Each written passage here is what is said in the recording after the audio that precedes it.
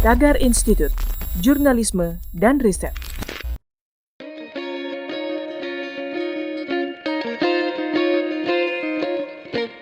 Halo Tagarians, para penonton Tagar TV dan juga pembaca Tagar ID, apa kabarnya? Senang sekali saya, Kori Olivia, bisa kembali menemani Anda di Tagar TV.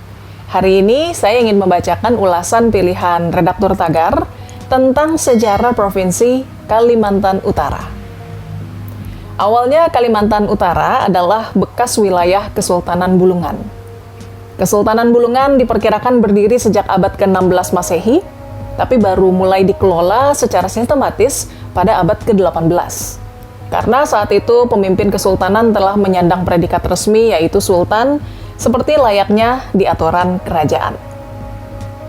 Namun Kesultanan Bulungan mengalami beberapa tragedi dan lebih sering memilih jalan kerjasama atau mengalah daripada berperang karena tidak pernah menyiapkan pasukan militer yang tangguh. Akibatnya, Kesultanan Bulungan pernah berada di bawah kekuasaan kerajaan lain, seperti Kesultanan Berau Kalimantan Timur dan Kerajaan Sulu, Filipina. Kemudian Belanda mulai memasuki tanah Bulungan pada tahun 1850 dan mengajak Kesultanan agar mau berunding dan menyepakati keluar dari dominasi Kerajaan Sulu. Syaratnya, Kesultanan Bulungan berubah status menjadi milik kolonialis Belanda.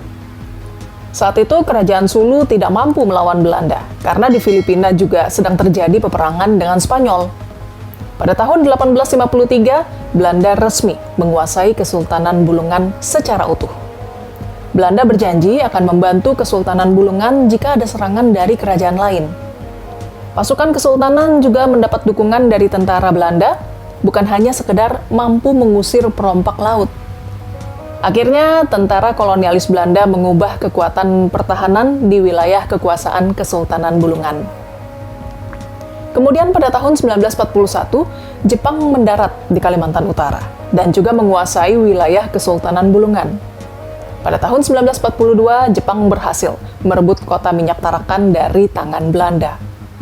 Meski demikian, pada era penjajahan Jepang, wilayah Kesultanan Bulungan tidak termasuk ikut kerja paksa Romusa.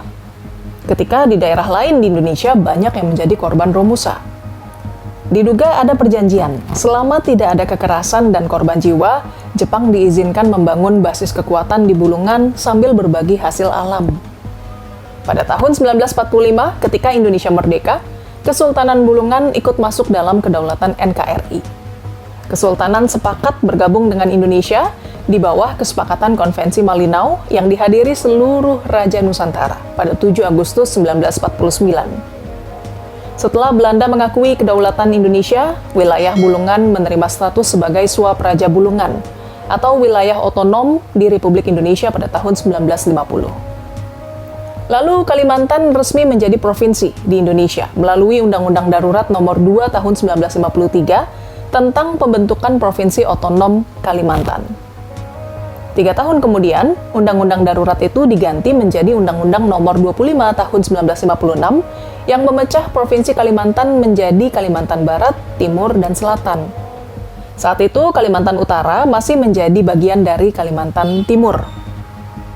Kemudian masyarakat Kalimantan Utara merasa tertinggal jauh dari daerah lain, sehingga mulailah timbul wacana pembentukan Provinsi Kalimantan Utara pada tahun 2000. Dengan perjuangan panjang, Kalimantan Utara atau Kaltara resmi menjadi provinsi ke-34 di Indonesia, sejak Presiden Susilo Bambang Yudhoyono menandatangani Undang-Undang Nomor 20 Tahun 2012 tentang pembentukan Provinsi Kalimantan Utara pada 16 November 2012.